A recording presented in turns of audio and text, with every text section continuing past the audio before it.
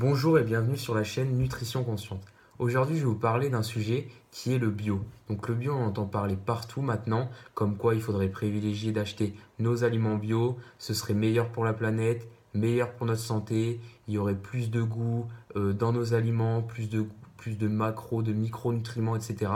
Et donc, on retrouve quand même un point qui est assez important à ce niveau-là, c'est que les gens aimeraient bien faire l'effort d'acheter des produits de meilleure qualité, mais le problème, et étant étudiant, je connais ce problème, c'est que financièrement parlant, ça peut être compliqué d'acheter du bio parce qu'il y a des produits bio qui sont au même prix ou certainement un petit peu plus chers, mais qui n'ont pas une marge qui est très importante.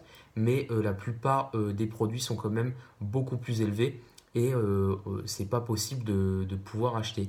Et c'est quand même un problème parce que moi, étant donné que je fais gaffe à mon alimentation, j'aimerais bien vraiment acheter bio le plus de produits possible, mais je ne peux pas me le permettre. Alors, comment faire quand on est dans mon cas, par exemple, qu'on souhaite prendre en main son alimentation et sa santé, mais qu'on ne peut pas vraiment forcément, on est bloqué par l'argent.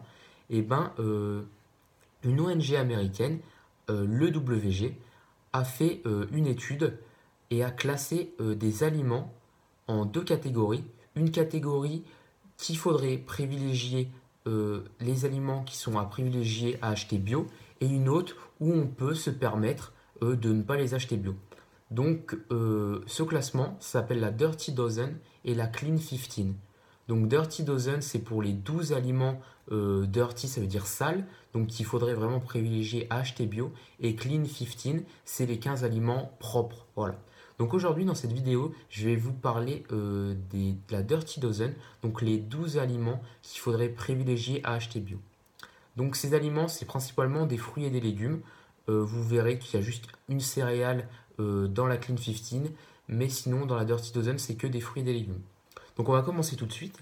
Donc dans ce classement de la Dirty Dozen, on va retrouver la fraise, la pomme, la nectarine, les épinards, la poire, la cerise, les tomates, le raisin, le céleri, les poivrons, les pommes de terre et les pêches.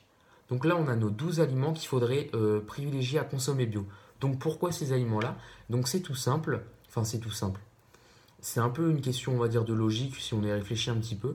C'est que vous avez des fruits, des aliments qui ont une peau plus ou moins épaisse. Et en fait, on se rend vite compte que la peau d'une nectarine, elle est très fine. Et donc, on va avoir les pesticides qui vont traverser la peau, qui est un peu une barrière, et qui va aller ben, du coup dans le produit carrément.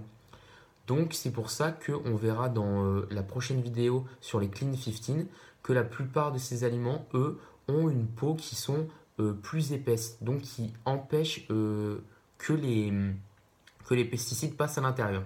Donc à savoir que euh, si ils rentrent à l'intérieur, donc on va avoir des pesticides, et donc on a des techniques un peu pour limiter la consommation de pesticides, c'est que déjà vous pouvez laver vos produits. Donc avant de manger une pomme ou une nectarine, vous pouvez déjà la laver.